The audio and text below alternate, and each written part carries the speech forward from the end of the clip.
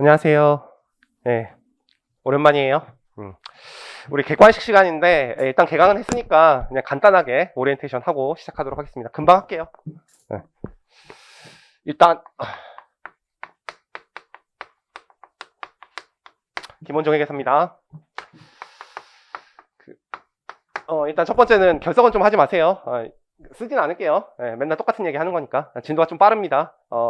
기본 강의에 비해서 한 1.7배속으로 나가요. 알겠죠? 네, 근데 해줄 거는 이론 요약 다 해주는데 한 1.7배속으로 나가니까 하루 빠지면은 막 진도 거의 한 단원 이상 빠질 테니까 좀 결석하지 말고. 그 다음에 첫 번째, 작년이랑 좀 다른 게 작년보다 우리가 기본 종합반이 좀 일찍 끝나가지고 시간이 지금 좀 많은 편이거든요. 그래서 제가 시간표를 봤는데 여러분들 8시간 수업이 거의 없죠? 그건 알아요? 네. 그래서 제가 옛날에는 이제 여러분들이 초시생이고 할 게 많으니까 예습하지 말고 수업만 듣고 이제 복습하라고 했는데 이건 이제 여러분들이 개인적으로 좀 판단을 하셔가지고 둘 중에 하나로 좀 하셨으면 좋겠어. 여러분들이 지금 다른 과목도 다 거의 다 뭐 2회독 정도 했고 공부가 어느 정도 돼 있다. 그래서 지금 회독수를 계속 늘려야 된다. 그러면 지금 시간이 충분하잖아요. 우리 수업 듣고 2시간 복습하면 끝나거든요. 그럼 시간이 한 3, 4시간 남아요. 그래서 예습할 수 있는 사람들은 예습하고 미리 예습하고 공부하고 그 다음에 복습도 또 하고 그래서 2회독 하는 게 좋아요. 그 비효율적인 것 같은데 그게 아니야. 어차피 여러분 다 까먹고요. 다음번에 책을 빨리 보기 위해서 공부를 하는 거니까 가능한 사람 그렇게 하시고 근데 지금 다른 과목들이 되게 약하다. 하지 마세요. 알겠죠? 그래서 수업만 듣고 복습하시고 그래서 그거는 상황에 맞게 요 예습은 여러분들이 알맞게 하세요.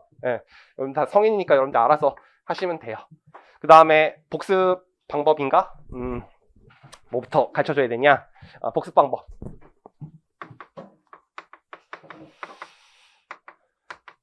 일단 책이 이제 2권으로 나뉘어 있는데 하나는 요약서고 하나는 객관식 책인데요. 객관식 책이 이렇게 좀 구성이 되어 있거든요. 일단 기본 문제가 있고요. 그 다음에 고급 문제가 있어요. 뭐 지엽적인 거냐 아니면 난이도에 따라서 조금 제가 나눠놨거든요. 그래서 내가 초시생인데 조금 실력이 없다. 그래서 다른 과목 같이 끌고 가는 게 쉽지가 않다. 그러면 제가 풀어준 문제만 푸세요. 그러니까 이 기본 문제와 고급 문제 중에서 제가 풀어준 문제만 푸세요.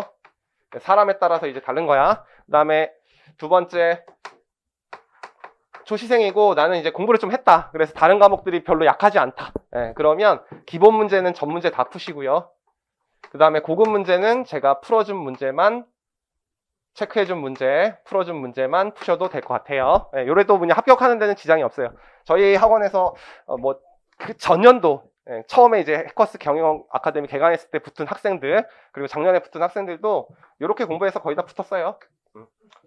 근데 몇 회독 했냐고 제가 물어봤는데 처음에는 저한테 그냥 대답할 때 3회독 정도 했다고 그랬는데 아니더라고요. 나중에 제가 수강 후기 적어봤더니 6회독까지 한 친구들이 있더라고. 그래서 한 5회독, 6회독 해야지 요즘엔 붙을 것 같아. 좀 빨리 여러 번 보는 거 좀 보시고 그 다음에 나는 이제 재시생이고 합격이 확실하다. 그러면 전 문제 다 푸셔도 됩니다. 2차 강의까지 들었다. 그러면 전 문제 다 푸시면 돼요. 이렇게 여러분들 나름대로 공부를 하시고 아마 합격하려면 이 정도는 공부하셔야 될 것 같아요. 알겠죠? 요즘 분위기가. 그 다음에 이제 시험 문제 나올 때 이제 난이도가 있는데 난이도가 상난이도 문제가 있고 중난이도 문제가 있고 하난이도 문제가 모든 과목이 다 똑같아요. 근데 재무에게는 상난이도 문제가 한 10문제 정도 나오고요. 중난이도 문제가 많이 나오는 게 아니라 하난이도 문제도 한 10문제 정도 나와요. 그래서 여러분들 공부하실 때 제가 작년까지는 작년에 이제 강의할 때는 여러분들한테 이랬어. 50개 중에서 35개 맞으면 붙을 거라고 했었거든. 근데 요즘에 응시생이 늘어나가지고 35개 맞아서 붙으려면 상법과 막 경제학 같은 거 거의 90점 이상 맞아야 돼.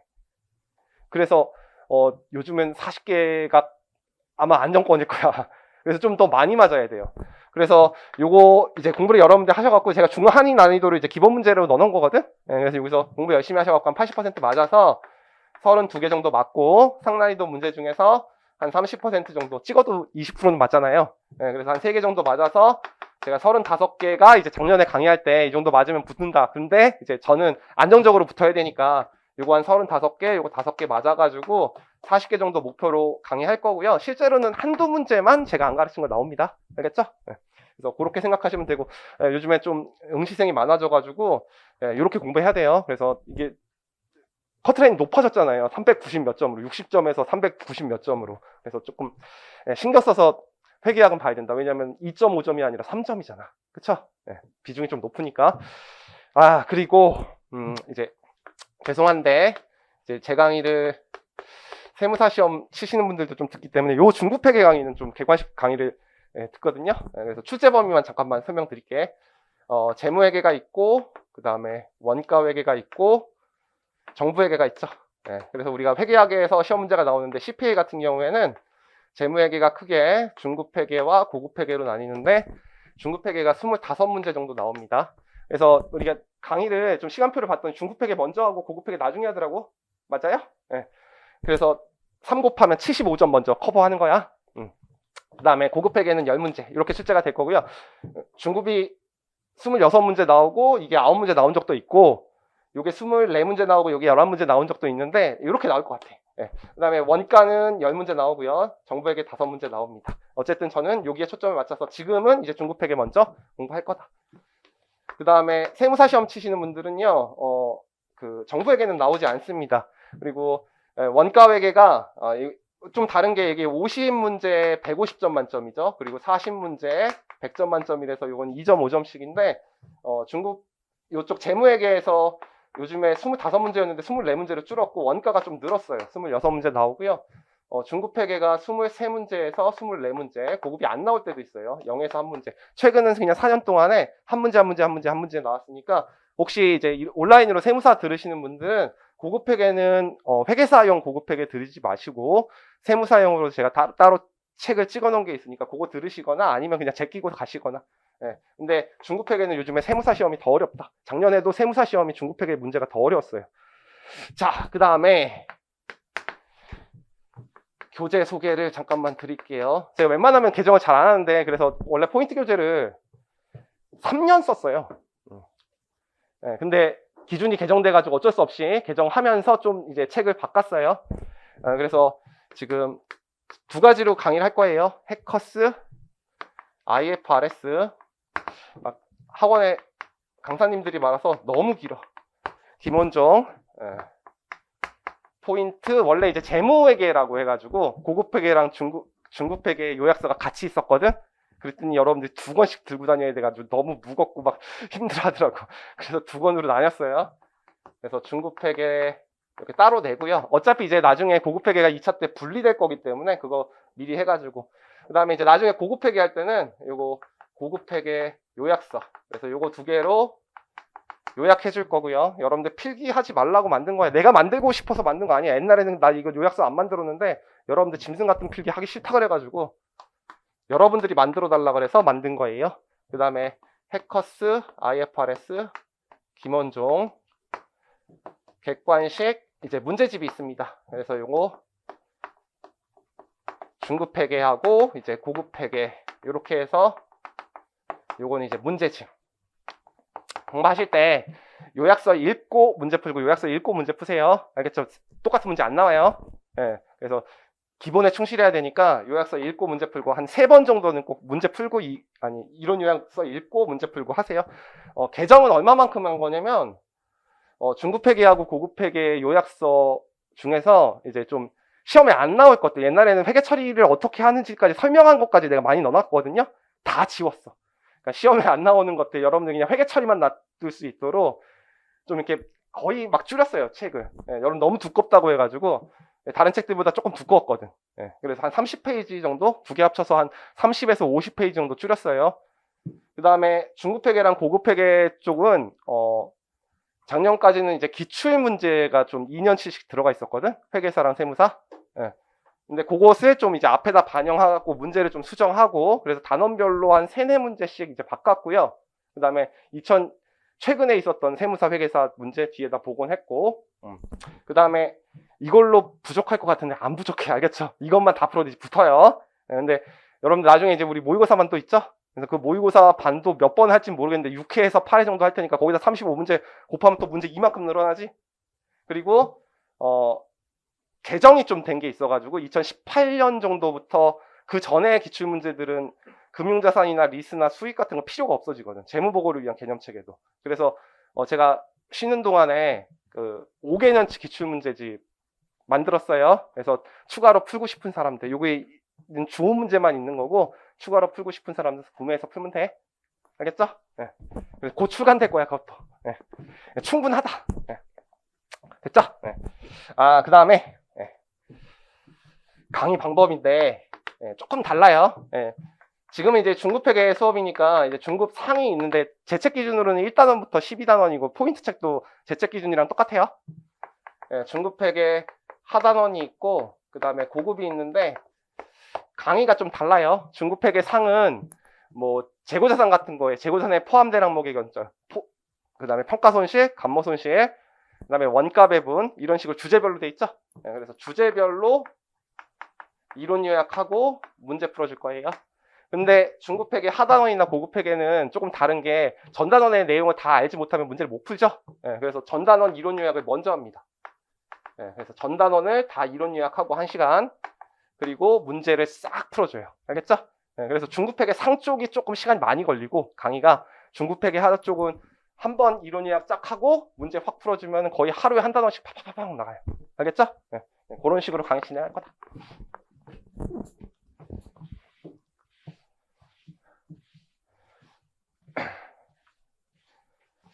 조금 여러분들이 많이 힘들어해가지고 복습하는 거 힘들어해가지고 웬만하면 하루에 4시간 정도로 수업 짤 수 있도록 커리큘럼을 해달라고 제가 이렇게 말해가지고 여러분들 수업 시간이 좀 널널하잖아요.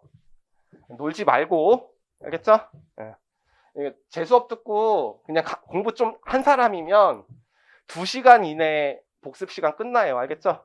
그러니까 다른 과목들 공부하거나 아니면 한 번이라도 더 보려고 노력해야 돼. 됐습니다. OT는 끝. 분위기 왜 이렇게 침울해요? 다시 공부하려고 그러니까 싫지? 좋았는데 7월 달에 막 좋았는데 하루에 일주일에 한 번 학원 나오고 그치? 자, 1장 잠깐 나갈게요.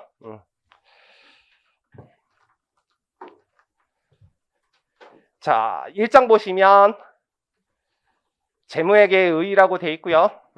1-2페이지가 나와 있는데 1장은 2010년도에 IFRS 도입될 때만 2문제가 나왔고 한 번도 나온 적이 없습니다. 알겠죠?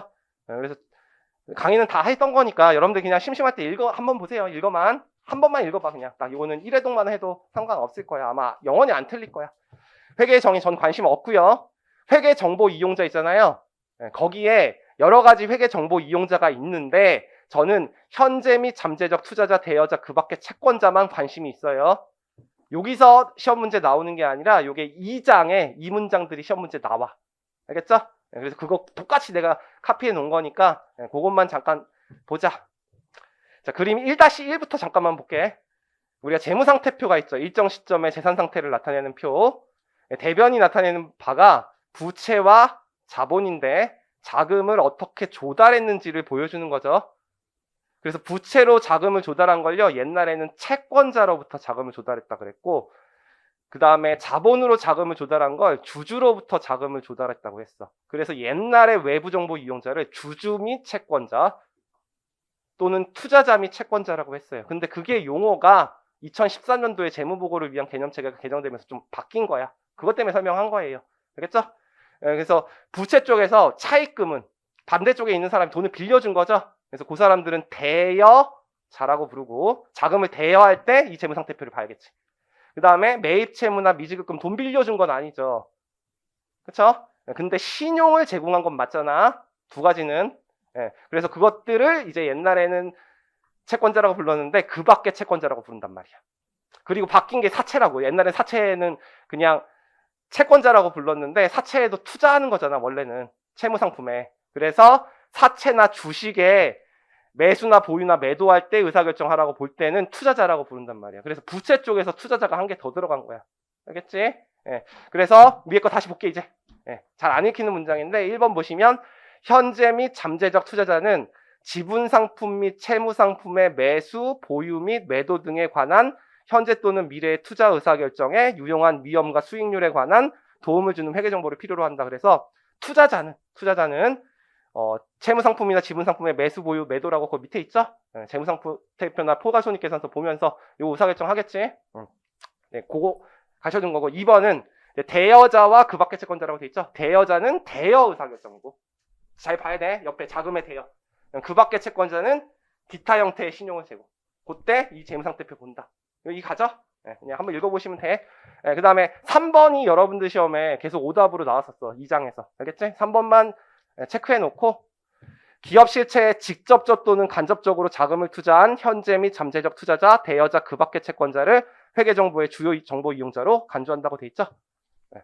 그래서 모든 재무제표를 보는 사람을 위한 재무제표를 만들 수가 없잖아요. 그래서 약간의 의사결정에 상충관계가 발생할 수 있습니다. 그래서 기업에 직접 투자한 사람을 위해서 우리가 자금을 제공하고 이 사람들을 위한 회계를 우리가 일반 목적 재무보고라고 하죠. 그래서 주요 정보 이용자는 자금에 직접 투자한 사람입니다. 그래서 이게 나오는 게 아니라 뭐가 시험 문제 나오는 거냐면 요렇게 쓴 다음에 요 현재 및 잠재적 투자자, 대여자, 그 밖의 채권자에다가 옆에 경영자를 포함시키는 거야. 그럼 틀린 문장. 알겠죠? 그래서 거기 경영진, 그리고 감독 당국, 그리고 일반 대중은 회계정보의 주요 정보 이용자가 아닙니다. 요게 시험 문제 나와가지고 설명한 거예요. 알겠죠? 그 이유도 있는데요. 그 이유가 경영진은 기업 내부에서 재무제표를 구할 수 있기 때문에 주요 정보 이용자가 아니라고 돼 있고, 감독 당국과 일반 대중은 자금을 직접 투자한 사람이 아니기 때문에 주요 정보 이용자가 아니다. 이렇게 돼 있습니다. 그래서 여러분들 시험에 이제 경영진 포함시켜서 시험 문제 나온 적이 있어가지고 설명한 거야. 넘어갈게. 요거 2장에선 넘어갈 거예요, 그냥. 그 다음에 회계 분류 관심 있을 때 그냥 읽어보세요. 저는 관심 없고. 자, 회계의 역할. 요거는 시험 문제 나왔죠. 뭐 다 아는 거니까. 우리 재무보고를 하면 사회적으로 어떠한 기능을 수행하는가, 그거 말하는 거죠. 첫 번째는 뭐예요? 경제적 자원의 효율적 배분. 기업이 돈을 많이 버는 기업부터 돈이 들어갈 거 아니야, 자금이. 알겠죠? 한정된 자원이. 그래서 기업 외부의 자원이 효율적으로 배분됩니다. 알겠죠? 그 다음에 그러면 경영진이 돈을 받죠? 그럼 사업부가 여러 가지니까 그 중에서 돈을 더 많이 버는 사업부에 또 투자를 하겠지? 그러면 기업 내부의 자원도 효율적으로 배분될 거예요. 그 다음에 이제 정부도 세금을 걷기 위해서나 공공요금 책정할 때 재무제표 보겠죠? 그래서 정부도 자원을 효율적으로 배분하는데 도움을 줄 겁니다. 여러분들 시험에는 요 회계의 역할 중에서 요거 갖고 장난쳤다 그랬지? 기업 외부의 자원에는 영향을 미치지 못하지만 기업 내부의 자원에는 영향을 미친다. 둘 다 영향을 미치는데. 근데 그것도 시험 문제가 똑같은 문장으로 나온 게 아니라 경제적 실체 간 의사결정에는 영향을 미치지 못하지만. 그게 경제적 실체 간이니까 기업 외부죠. 근데 경제적 실체 내 의사결정에는 영향을 미친다. 그래서 틀린 문장으로 나왔다. 이따 볼 거야. 알겠지? 둘 다 된다는 거. 자, 그 다음에 이제 두 번째. 우리가 이제 자금을 조달하잖아요. 외부 정보 이용자로부터. 그러면 정보의 접근 권한이 좀 다르단 말이에요. 그래서 정보의 양이나 질이 차이가 나는 상황이 발생할 수 있다고 그랬죠? 그래서 누가 더 많은 거예요? 경영자가 외부 정보 이용자에 비해서 정보가 훨씬 많다고. 그래서 요것을 일치시켜주기 위한 기능이 회계의 기능이고, 요게 재무제표죠. 요걸 수탁책임에 관한 보고 기능이라고 해. 그러면 이제 재무제표를 보고하게 되면 정보의 양이나 질 차이가 나는 상황이 해소되는 거죠. 그것을 우리가 경제학에서는 뭐라고 부르냐면 정보 비대칭이라고 하고, 이 정보 비대칭은 또 두 개로 나누죠. 의사결정 전에 정보 비대칭이 있는 상황을 우리가 역선택이라고 하고, 의사결정 후에 정보 비대칭이 있는 상황을 도덕적 해이라고 한다. 그래서 이게 해소되는 거죠. 그래서 우리 시험 문제가 이 5문장 갖고 시험 문제 나왔죠. 기업 외부의 자원은 영향을 미치지 못하지만 기업 내부의 자원은 영향을 미친다. 그래서 이거 틀린 문장으로 이거 나왔고, 정부가 자원을 효율적으로 배분하는데 도움을 준다. 맞는 문장. 그 다음에 정보 비대칭을 해소할 수 있다. 맞는 문장. 역선택 해소할 수 있다. 맞는 문장. 도덕적 해이 해소할 수 있다. 맞는 문장. 그게 나왔으니까 그냥 한번 본 거야. 여러분들 역선택과 도덕적 해이 차이 알지? 의사결정 전에 정보의 양이나 질이 차이가 나서 사회적으로 자원이 효율적으로 배분되지 않는 상황이잖아요. 그러니까 회계학적인 입장에서는 분식회계한 재무제표를 보고 투자한 거야. 그걸 여선택이라는 거죠. 의사결정 전이니까. 그렇죠? 도덕적 해이는 분식회계는 한 건 아니고 자금을 이제 조달을 받았는데 경영자가 원래 내가 뭐 다른 곳에 투자하겠다고 했는데 다른 용도로 쓴 거죠. 사익을 추구하는 거. 그렇죠? 네, 그런 것들 도덕적 해이라 하죠. 이건 의사결정 후에. 그래서 그 정도 알아시면 돼요. 사회적 통제에 합리화는 정부의 역할입니다. 이거 필기 안 해줄 거야. 그래서 공공요금의 책정, 세금에 도움을 준다. 넘어갈게. 요거는 보고 가세요. 기출문제니까. 지금 한 번만 보라고. 앞으로 나올 가능성은 좀 적어요. 그 다음에 두 번째 재무보고 나와있죠? 저는 관심 없어요. 됐죠? 심심할 때 읽어보세요. 네. 그냥 읽어는 봐. 처음에 한 번은 읽어는 봐. 네. 근데 잠깐 볼 건 있어. 재무보고가 뭐예요? 재무보고. 개념이 좀 바뀐 거야. 옛날엔 재무회계라고 했다고. 옛날에 재무회계라고 부를 때는 재무제표만 보고하는 것을 우리가 재무회계라고 했어. 그러면 재무제표는 다 숫자로 돼 있죠. 그래서 재무적 정보. 근데 숫자로 되지 않은 정보들도 주석에 공시하는 정보들이 있잖아. 그것을 비재무적 정보라고 하는데 요것까지 이제 넓은 의미로 정보를 제공한다 그래서 현대회계는 재무보고를 채택한 거죠. 그때 요 재무회계에 쓰이는 이 재무적 정보 중에서 요 재무제표 있잖아. 재무제표가 4개 있다는 건 알아야 돼. 알겠지? 시험에 나왔었던 거야. 재무상태표, 포괄손익계산서, 자본변동표, 현금흐름표 주석으로 구성되어 있습니다. 설명 안 해도 되지? 넘어갈게.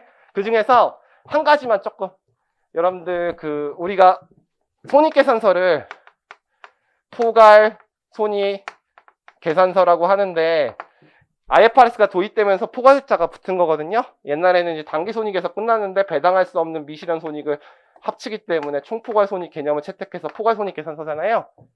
그래서 이 포괄 손익 계산서는 이렇게 불러도 돼요. 손익과 기타 포괄 손익 계산서. 용어가 똑같은 거니까 이렇게 출제되더라도 맞는 문장이라고. 그것만 알아두시면 돼. 됐지? 그 다음에 재무보고 있잖아. 재무보고 설명 이미 했어. 재무적 정보뿐만 아니라 비재무적 정보, 미래 지향적 정보까지 포함하는 개념이다. 요즘에 안 나와 이거. 근데 거기에 재무보고의 목적 있죠. 그쵸? 그게 2장에 일반 목적 재무보고의 목적과 똑같은 문장이고 시험 문제 출제된 문장이야. 그냥 밑줄만 치자고. 재무보고의 목적은 현재 및 잠재적 투자자 대여자와 그 밖의 채권자가 기업의 자원을 제공하는 것에 대한 의사결정을 할 때 유용한 재무정보를 제공하는 것이다. 맞는 문장으로 출제됐으니까 회계의 뜻이잖아요. 외부정보 이용자에게 유용한 정보를 제공하는 거. 여러분들 왜 잠재적이 들어가는 건지 알죠? 지금 현재 주식을 보유하고 있는 사람도 재무제표 봐야 되지만 주식을 앞으로 살 사람도 재무제표 봐야 되니까 잠재적이라는 말이 들어간 거지. 그 다음에 회계 원칙이 있는데요. 최근 추세에는 조금 이제 출제가 안 될 거니까 회계 원칙은 경제적 사건, 거래를 재무제표에 보고하는 방법을 말합니다. 거기 그림이 나와 있어요. 한번 봐요, 그림만. 관심 없어, 1번. 넘어갈게. 회계 원칙의 특징, 요즘하고 추세가 안 맞아. 나 안 볼게. 그냥 읽어봐. 그 다음에 회계 기준의 재정 방법 보시면 연역적 방법과 귀납적 방법이 있는데 이것도 요즘 추세랑 안 맞아요. 근데 내용을 이해하는 데는 좀 도움이 되거든. 현대회계는 연역적 방법 써요, 귀납적 방법 써요. 주로 연역적 방법 쓰죠. 학문이 됐으니까. 그래서 이론이나 명제를 통해서 원칙을 만드는 것을 연역적 방법이라고 하잖아. 그래서 학문이 됐으니까 이제 이론 체계를 가지고 우리가 목적을 만드니까 논리성이 증가되는 장점이 있는데 이제 교수님들은 실무를 생각하지 않으니까 너무 어려운 모형 계속 만들어 놓은 거지. 실무를 반영하지 못하는 단점이 있어요. 귀납적 방법은 회계 처리하는 방법을 A가 만들었고 B가 만들었고 C가 만들었고 실무에서 쓰는 방법 중에서 하나 쓰는 거죠. 실무나 경험에서. 그렇죠. 그래서 옛날에 복식부기의 원리 처음 도입할 때는 이제 귀납적 방법을 쓴 거죠. 그래서 이건 실무에 적용 가능성이 높죠. 실무에서 쓰는 방법이니까. 근데 각각 만든 사람마다 지 맘대로 만들어놨으니까 이론이 통일되지 않는 단점이 있죠. 근데 현대회계는 주로 연역적인 방법을 쓰고 귀납적 방법은 정치적 과정을 통해서 회계사들한테 의견 물어볼 때 조금 들어가고 있죠. 이거 왜 가르쳐 주는 거냐면 그러면 현대회계는 연역적인 방법 쓰니까 그 이론 체계가 필요한 거지. 그 이론 체계를 뭐라고 부르는 거야? 재무 보고를 위한 개념 체계. 그게 2장 제목이라고. 알겠지? 그냥 넘어갈게.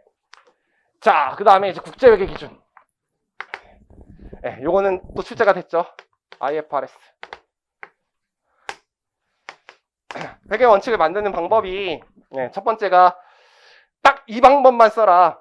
그래서 한 가지 방법만 만들어 놓는 방법이 있다고 그랬죠. 그걸 규칙 중심 방법이라고 했고, 그 다음에 정보 이용자에게 유용한 정보를 제공하는 것을 원칙으로 만들어 놓고 다양한 방법을 여러분들이 선택할 수 있도록 만들어 놓은 것을 원칙 중심 방법이 있는데, 옛날에는 규칙 중심 방법 쓰다가 IFRS가 도입되면서 원칙 중심의 방법으로 개정됐죠? 네, 그럼 다양한 방법을 인정하는 거야. 그러면 다양한 방법을 인정하다 보니까 전문가적인 판단을 중시하겠죠. 기업마다 뭐 유형자산의 원가 모형이나 재평가 모형 선택할 수 있으니까. 그렇죠? 네. 그런데 여기서 이제 중요한 게 비교 가능성이 두 가지가 있죠. 기업 간 비교 가능성과 기간별 비교 가능성. 그럼 이렇게 원칙 중심 회계 처리를 만들어 놓으면 동일한 사건에 대해서 회계 처리를 A로 할 수도 있고 B라도 할 수도 있으니까 기업 간 비교 가능성은 떨어지겠죠? 근데 한 번 채택한 방법을 계속 쓰라고 하고 있으니까, 일관성 유지하고 하고 있으니까 기간별 비교 가능성이 늘어나는 특징이 있습니다. 요거는 문장으로 출제됐어요. 2010년도에. 자, 그 다음에 이제 두 번째. 자산을 측정하는 방법이 네 가지가 있죠. 그건 알아요? 역사적 원가, 공정가치, 현행 원가, 뭐 사용가치 이런 것들 들어봤지? 현대회계는 공정가치 평가를 중시합니다. 그래서 IFRS가 공정가치 평가를 한층 더 중시를 했습니다. 그래서 옛날에는 사용 목적의 자산은 팔 거 아니니까 공정가치 중요하지 않잖아. 근데 할 수 있으면 재평가하거나 공정가치 평가할 수 있도록 만들어 놨죠.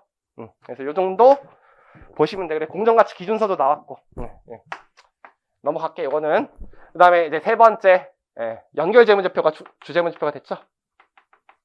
옛날에는 개별재무제표가 주재무제표였어요. 여러분한테는 뭐 시험 문제 나올 건 아니고, 그냥 고급회계의 출제 비중이 3문제에서 10문제로 늘어났다. 2차 시험에도 2문제 나오다가 50점으로 늘어났다. 그게 끝이야. 됐지? 그 다음에 네 번째, 이제 IFRS가 도입되게 되면 이제 국제적으로 회계 원칙이 통일화됐죠. 그래서 국제적인 정합성이 제고되는 특징이 있습니다. 그래서 이렇게 되면 이제 뭐가 이제 좋아지는 거예요? 회계 비용이 최소화되는 장점이 있죠. 그렇죠? 왜냐하면 우리나라에서 만든 재무제표 번역만 해서 IFRS로 돼 있으니까 번역만 해서 공시하면 되니까. 그래서 이것도 나왔던 것 같아. 됐지? 그리고 나머지 세 문장은 다른 문장들이 나왔어. 알겠죠? 그건 조금 이따 볼 거고. 요거 두 개 정도는 보고 가자. 그래서 4번은 1번과 4번 한번 봐야 돼. 됐죠? 그래서 그건 읽어보시고. 그 다음에 5번 문장 볼게요. 그래서 그 IFRS를 우리나라가 채택한 걸 뭐라고 불러? 한국 채택 국제회계기준이라고 하죠. 그 중에서 채택한, 우리나라는 똑같아요. 그냥 번역만 한 거니까. 제가 팔이 아파서 KIFRS라고 씁니다. 한국 채택 국제회계기준이에요. 우리 기준서는요, 한국 채택 국제회계기준이라고 돼 있어요. 근데 제 책에는 KIFRS라고 돼 있어. 그래서 여러분들 읽을 때 이거 한국 채택 국제회계기준이라고 읽으시면 돼. 출제될 때 그렇게 출제될 거니까. 근데 이게 언제부터 적용되는 거냐면 2011년부터 적용되도록 돼 있어요. 그래서 2011년도부터 정보 이용자가 많은 상장법인 적용하도록 돼 있는데, 조금 잘하는 기업들은 2009년부터 조기 도입할 수 있도록 만들어 놨어. 비상장 기업도 조기 도입할 수 있고요. 상장 기업도 조기 도입할 수 있고. 이렇게 만들어 놨어. 이게 또 출제될까요? 이게 2010년도에 이제 2011년부터 감사해야 되니까 IFRS 도입되면서 요 문장 나왔는데, 지금은 13년 지난 문장이니까 안 나올 거야. 그래도 밑줄은 쳐줄게.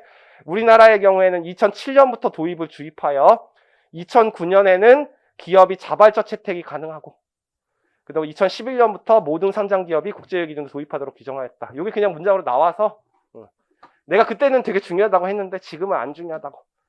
그 다음에 양가로 2번 있잖아. 반대에 7페이지. 그건 봐. 됐죠? 이건 외관법 내용이고요. 이제 회계 기준을 만드는 방법이 두 가지 방법이 있거든. 시장에 맡기는 자유시장 경쟁 접근법. 그럼 어떻게 될까? 회계 기준을 다운받거나 뭔 재무제표를 볼 때 돈을 내야 돼. 그럼 아무도 안 보겠죠. 돈 내고 뭘 봐. 그냥 시장의 실패가 일어나죠. 그래서 전 세계적으로 자유시장 경쟁 접근법을 쓰는 나라는 한 면도 없습니다. 그래서 다 규제기관 접근법을 쓰고 있어. 근데 규제기관 접근법도 두 가지로 나눠. 공공규제기관이 제정하는 방법이 있고요. 민간규제기관이 제정하는 방법이 있습니다. 그래서 위탁하는 방법이 있죠. 우리나라 위탁하죠. 그래서 이것만 좀 알아도, 우리나라는 공공규제기관인, 옛날에는 금융감독위원회였는데 이름이 바뀌었어요. 금융위원회가. 자, 민간규제기관한테 맡기죠. 이게 한국회계기준원이에요. 영어로 쓸게요. 한국회계기준원. 그래서 옛날엔 또 위임이라는 말을 썼는데 우리 법률의 용어가 위탁으로 바뀌었어. 똑같은 말인데. 알겠죠? 근데 이렇게 위탁을 하려면 어떻게 해야 돼? 법에 의해서 위탁을 해야 되죠? 그래서 그 법을 우리가 주식회사 등의 외부 감사에 의한 법률이라고 합니다. 우리 이 바닥에서는 다 외감법이라고 불러. 그래서 그냥 이 문장 자체가 그냥 나온 거예요. 알겠죠? 네. 국제회계 기준은 주식회사 등의 외부 감사에 의한 법률에 의해서 공공규제기관인 금융위원회가 민간규제기관이 한국회계기준원에 위탁하여 제정하고 있다. 옛날에도 많이 나왔고 우리 IFRS 도입되는 해에 시험 문제 나온 적이 있어요. 그래서 읽어볼게. 이건 읽어봐야 돼. 주식회사 등의 외부 감사에 의한 법률. 바뀐 게 뭐냐면 이것도 책이 지금도 안 바뀐 책들이 있는데 등자가 붙었어요. 알겠죠? 우리 원래는 주식회사의 외부 감사에 의한 법률이었어. 등자 왜 붙었냐면 유한회사도 이제 감사 받아야 되거든. 그래서 여러분들 지금 몸값 오른다 그랬지? 샤넬이 감사 안 받고 돈 뜯어가고 있어가지고 그것 때문에 감사업체들 만들려고 샤넬이랑 루이비통 저격하려고 이게 등자가 붙은 거야. 그래서 여러분들 이제 그거 감사 받아야 된단 말이야. 옛날에는 그 임의감사였단 말이야. 그래서 감사 안 받았었어. 그거고 두 번째 금융위원회 나오자. 금융위원회. 그래서 얘가 증권선물위원회 심의를 거쳐 국제기준을 정하도록 요구하고 있다. 그래서 권한은 금융위원회가 갖고 있어요. 근데 여기에는 회계사들이 근무하는 단체는 아니잖아요. 그래서 회계사들한테 이제 맡겨야겠지. 그래서 금융위원회는 KIFRS 제정 업무를 대통령령이 정하는 바에 따라서 전문성을 갖춘 민간법이나 단체에 위탁할 수 있다. 그래서 한국회계기준원에 위탁하겠지. 그래서 그 밑에 시행령에 따라서 한국회계기준원에 위탁하도록 규정하고 있다. 그래서 우리나라는 한국회계기준원에 위탁하고 있죠. 그 다음에 금융위원회는 이해관계 보호, 국제적인 회계기준의 합치 등을 위하여 필요하다고 인정되면 증권선물위원회 심의를 거쳐 한국회계기준원에 대해서 회계처리 기준을 내용을 수정할 것을 요구하고 있다. 그래서 얘가 만들고 나서 이제 최종 권한은 금융위원회가 갖고 있다는 거야. 됐죠? 요거 가지고 이제 말을 조금 바꾸고 해가지고 몇 번 이제 출제가 됐어요. 요건 읽어보시고. 그리고 여러분들 1차 시험 붙으면 회계감사 시험 칠 때 요 문장들 또 알아야 되는 거고. 그 다음에 외부 감사 제도는 그때 봐라. 회계감사 붙을 때. 알겠지? 회계감사에서 나오는 거니까. 넘어갈게요. 자, 문제집 잠깐만 볼게요. 1장은요, 오늘 한번 읽어보고요. 안 봐도 돼, 알겠지? 2번과 3번 풀 수 있으면. 기출문제만 확인하는 거야. 다른 책은 아예 요약서도 없어. 2장부터 시작이야. 알겠지? 근데 나는 기출문제가 있으니까 설명하는 거야. 먼저 2번과 3번부터 풀어줄게요. 너무 빨리 풀 거야. 왜냐면 강의할 때 그냥 답을 다 알려줬거든, 나는. 다음 중 회계정보의 기능에 대한 설명으로 타당하지 않은 것은 여러분들 회계의 역할과 기능이 동일하는 거 알죠? 그래서 회계정보는 자본시장의 비대칭으로 존재하는 역선택의 문제를 완화하여 자본이 투자자로부터 기업에게 원활히 공급될 수 있도록 하는데 도움을 준다. 이거 역선택해줘야 된다는 거 설명했지? 그 다음에 2번 볼게. 회계정보는 경제적 실체 간 자원의 이동에 의사결정에는 직접적인 경제적 영향을 미치지 못하지만, 여기 다시 한번 읽어봐.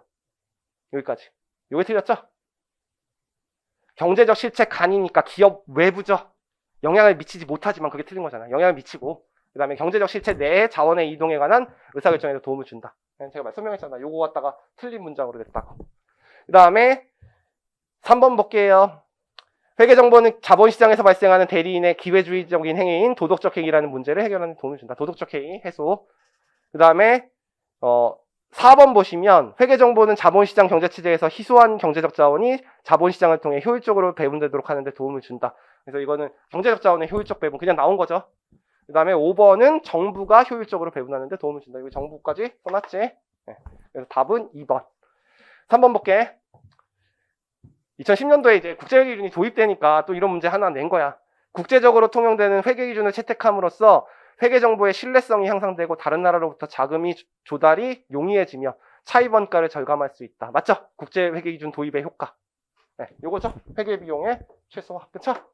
그 다음에 2번 보시면 한국채택 국제회계기준은 회계처리에 대해서 구체적인 회계처리 방법을 제시한다. 이게 뭐예요?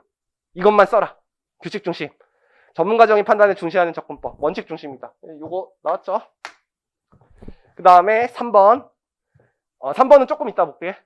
이거는 3번은 지금 이해 못할 수도 있죠. 아니 지금 여러분들 이해해야 되고 알겠지? 처음 가르칠 땐 이해 못했고. 4번부터 볼게. 한국채택국제회계기준은 2011년도부터 모든 주권상장법인이 의무적으로 적용하되 원하는 기업은 2009년부터 조기 적용하고 있다. 그래서 그 문장도 내가 설명했죠. 지금은 중요하지 않아요. 이 문장은 다시 안 나올 거야. 10몇 년이 지났잖아요. 한국채택국제회계기준은 국제회계기준위에서 공표한 국제회계기준 기초로 한국회계기준원에서 제정하고 금융위원회에서 보고 공표한 것이다. 이거 그대로 나온 거죠. 얘가 제정하고 얘가 공표한 것이다. 이 문장 그대로 나온 거고.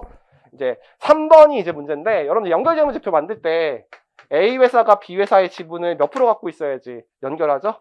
50%에서 한 주 이상.